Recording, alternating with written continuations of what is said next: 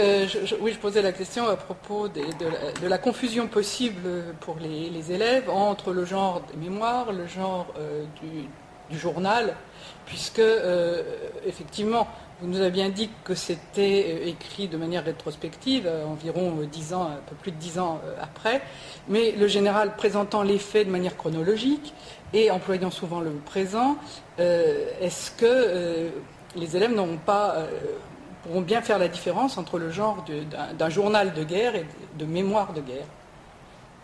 Oui, concernant l'usage du présent, c'est un usage stylistique, il me semble. De même que pour la présentation chronologique, en fait, elle est chronologico-thématique, donc ça marque une volonté de composition, une volonté de structuration. Oui, donc effectivement, ce n'est pas du tout un journal, c'est un texte qui est très composé, très structuré, pour proposer une certaine image de la France en guerre, pour proposer peut-être même un certain mythe de la France en guerre. Et là aussi, peut-être que l'usage du présent n'est pas innocent, puisqu'on est peut-être dans un présent un peu atemporel du mythe, où les temporalités se superposent, même si effectivement, dans le même temps, il y a un aspect chronologique et historique évident. Donc, effectivement, ce n'est pas un journal écrit au jour le jour, on le sait bien, puisqu'il y a cet effort de composition. Et ce qui est important, on y reviendra peut-être sur cette idée d'élaborer un mythe, hein, un mythe de la France, peut-être aussi un mythe de l'homme providentiel. Tout à fait.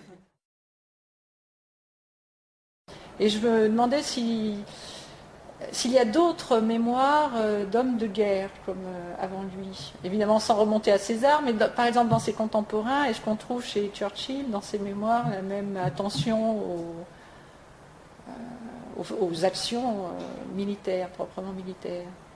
Alors je pense que vous pouvez remonter effectivement à César, c'est assez évident. Sauf qu'il ne dit pas je, mais... Oui, voilà, mais bon, quand même avec l'usage de Gaulle, de Gaulle, bon, la rhétorique quand même du texte qui évoque tout de même la rhétorique latine, j'imagine que l'on peut effectivement remonter jusqu'à César. Alors de manière beaucoup plus contemporaine, effectivement, Churchill joue un rôle en fait structurant dans le salut, comme dans les mémoires de guerre. Il joue le rôle de l'allié, il joue le rôle également du rival, et il a une fonction en fait d'alter ego dans le texte.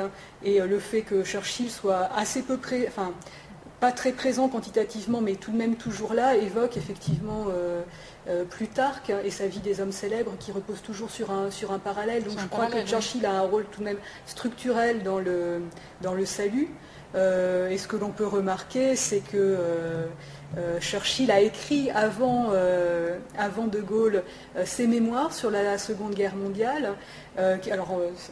En 6 volumes, c'est très long, et qu'il a en fait obtenu le prix Nobel. Et on peut imaginer que tout de même, d'une certaine manière, de Gaulle peut-être se place dans un rapport peut-être d'émulation par rapport au grand allié, au grand rival Churchill, lorsque lui aussi fait paraître chez le même éditeur, enfin chez l'éditeur français de Churchill, à son tour ses propres mémoires. Peut-être peut-on dire que l'enjeu n'est peut-être pas le même. Chez Churchill, effectivement, on a davantage peut-être quelque chose de l'ordre du témoignage, évidemment du témoignage orienté puisqu'il s'agit des mémoires d'un homme politique, mais qu'on n'a peut-être pas, chez Churchill ce projet de pédagogie nationale que l'on trouve chez De Gaulle, avec vraiment la volonté de composer un ouvrage et puis de construire un mythe. Chez Churchill, on est peut-être davantage dans quelque chose qui serait de l'ordre du factuel, davantage que dans cette grande reconstruction gaullienne en 3 tomes des mémoires de guerre. C'est beaucoup plus construit chez De Gaulle. Donc cette perspective de centrer sa réflexion sur la France, de construire le mythe de la grandeur de la France, est-ce que ça peut expliquer quelque chose qui m'a un peu étonné, qui risque d'étonner les élèves, c'est-à-dire qu'il s'attarde aussi peu sur des événements qui nous paraissent majeurs, la découverte des camps d'extermination, de concentration, la bombe à Hiroshima. Il en parle, mais vraiment très très très fugacement, et je pense que ça va un peu étonner nos élèves. Question d'époque? Parce qu'on en parlait moins à cette époque-là que maintenant. On n'avait pas non plus toutes les archives Mais est-ce qu'il y a un autre propos qui serait effectivement d'exalter certaines choses qui peuvent donner courage, confiance et d'occulter certains... Bon, on avait aussi, il est dans la démarche d'une réconciliation avec l'Allemagne au moment où il écrit. Est-ce que ça peut expliquer certains silences ? Oui, c'est, je crois, comme vous le dites, une question d'époque sur certains points, en particulier les camps de concentration. Donc, ils sont mentionnés une seule et unique fois dans Le Salut, sous le terme, je crois, de camp de déportation, si ma mémoire est bonne. Effectivement, c'est un point en fait qui est venu sur le devant de la scène des historiens tardivement. Mais plus globalement, effectivement, le fait qu'il y ait des points très évidemment occultés nous oblige tout de même à nous rappeler que les mémoires de guerre, on ne peut pas lire ça comme un ouvrage d'histoire, que c'est vraiment une vision orientée, stylisée, que propose De Gaulle. Donc en fait c'est stylisé, c'est orienté, c'est tout de même centré sur le destin de la nation française. C'est à ce titre peut-être qu'on peut, mais il y a peut-être d'autres raisons, mais que les bombes ne sont pas évoquées, puisque la relation de la France au Japon est tout de même beaucoup plus beaucoup plus distante qu'avec l'Allemagne, où de toute façon De Gaulle inscrit la Seconde Guerre mondiale. Pas uniquement, il en considère les enjeux mondiaux, il les considère d'ailleurs dès l'appel du 18 juin, mais en même temps, il les replace dans le contexte d'une histoire longue des guerres franco-allemandes qu'il fait remonter à 1870. Donc il y a tout de même cette volonté de considérer la Seconde Guerre mondiale selon un axe des guerres franco-allemandes. Donc effectivement, là, Hiroshima, effectivement, est peut-être un peu en dehors du sujet. En ce qui concerne Brasillac, et ce qui concerne aussi les deux autres points occultés, mais peut-être de manière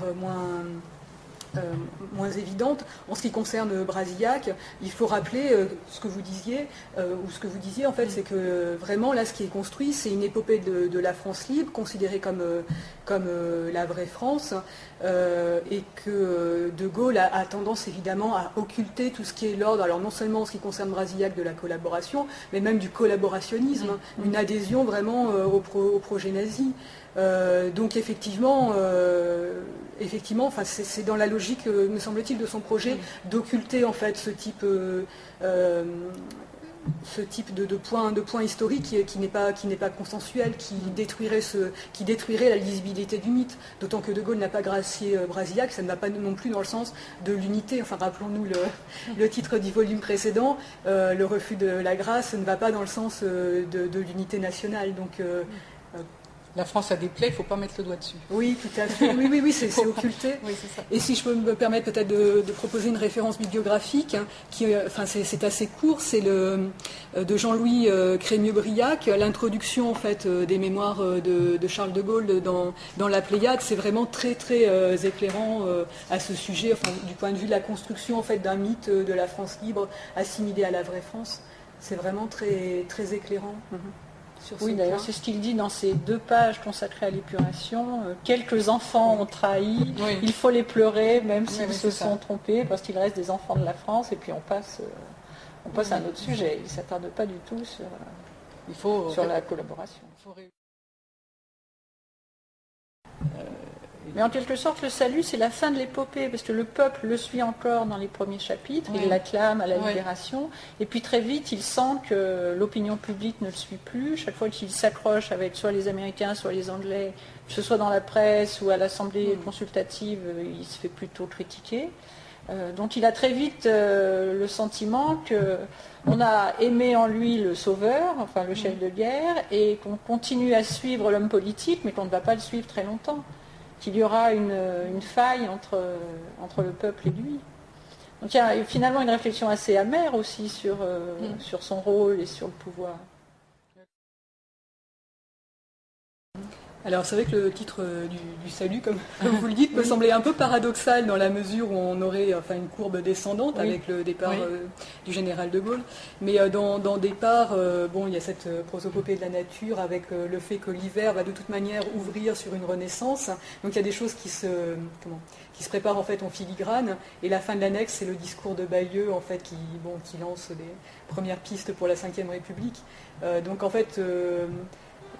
il y a différents cycles en fait qui se superposent. Le cycle de la désillusion, du malentendu supposé, de ce qui est raconté, mais qui ouvre tout de même sur l'époque de la publication et le retour au pouvoir du général de Gaulle. Donc en fait, il y a une ambiguïté parce qu'en fait, le volume ne s'achève pas sur l'image du vieil homme contemplatif, retiré, non compris effectivement de ses concitoyens ou de ce qu'il appelle le peuple. Donc il y a une ambivalence, mais c'est vrai que le titre du salut peut paraître relativement paradoxal dans la mesure où après le chapitre central qui est la victoire, on assiste à un mouvement descendant en fait.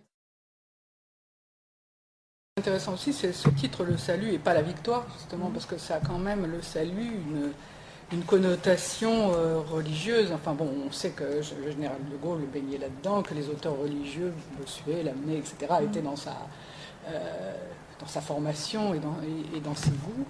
Mais c'est vrai que c'est un titre qui peut paraître un petit peu particulier, connoté.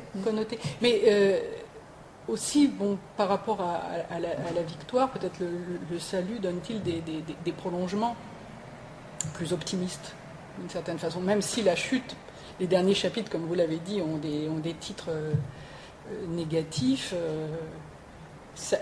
Le salut, c'est pas temporel, oui, ou temporaire, alors que la victoire peut être temporaire. Je ne sais pas.